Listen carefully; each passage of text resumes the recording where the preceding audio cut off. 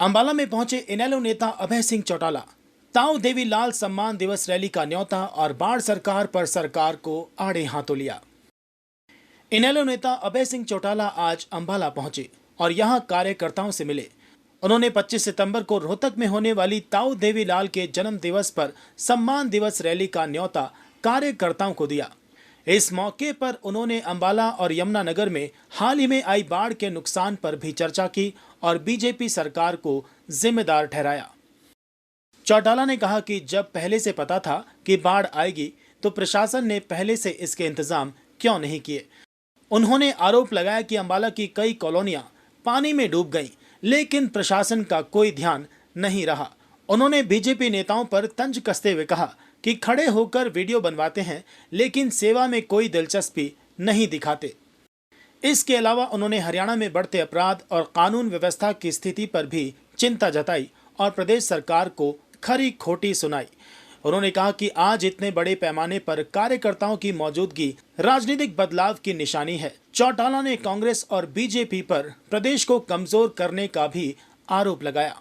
अभय सिंह चौटाला का ये दौरा और संदेश साफ करता है कि इनेलो आगामी रैली के लिए पूरी तरह से तैयारी में है और जनता के मुद्दों पर आवाज उठाने से पीछे नहीं हटेगी। 25 तारीख के लिए जिम्मेवारी लगाई है। अंकल थोड़ा जिस तरह की मीटिंग थी आज की, आज अंबाला शहर से इस तरह की हालत है कि लोग अपने घरों से नहीं निकल सकते। पानी भरा पड़ा है जगह जगह, कॉलोनियां डूब रही है, प्रशासन का कोई ध्यान नहीं। विद साहब भी पुलों पे खड़े होकर अपना वीडियो बनाते डराते हैं कि मैं पता नहीं कितनी सेवा में लगा हुआ। इंस्ट्रक्शन जारी करते हैं, फलानी जगह मैंने डीसी को कह दिया, फलानी जगह फला मिनिस्टर को कह दिया, कार्यकर्ताओं को कह दिया, लेकिन ये सारी चीजें समय से पहले ध्यान देने वाली थी। आज वीडियो बनाने से लोगों को सहायता नहीं होती। आप कहाँ सोए हुए थे? आपको पता था कि बारिश आने वाली थी और आपको ये पता था कि हमेशा बारिश की वजह से यमुनानगर है, अंबाला है, जहाँ नदियों का प्रकोप है, उसकी वजह से वहां नुकसान होता है। आपने क्यों नहीं बांध मजबूत किए? क्यों नहीं पहले से इनके लिए सारी सुविधाएं, सारी जो दिक्कतें थी उनको दूर करने के लिए कोई पहले फैसले लिए बैठे? उसके बावजूद भी आज आप देखो कितनी बड़ी संख्या में कार्यकर्ता है। ये बदलाव की निशानी है। लोग बीजेपी से उठ चुके हैं। कांग्रेस और बीजेपी मिलकर के प्रदेश को कमजोर कर रही है, ये लोगों की समझ में आ रही। अब बड़ा बदलाव आएगा।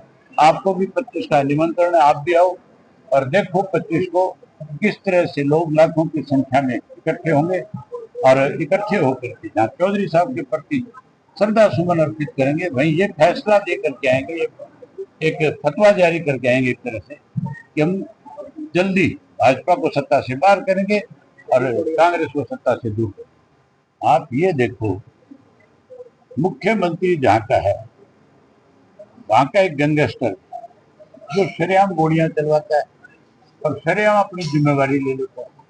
ये फायरिंग मैंने करवाई, बड़ी हैरानी की बात है।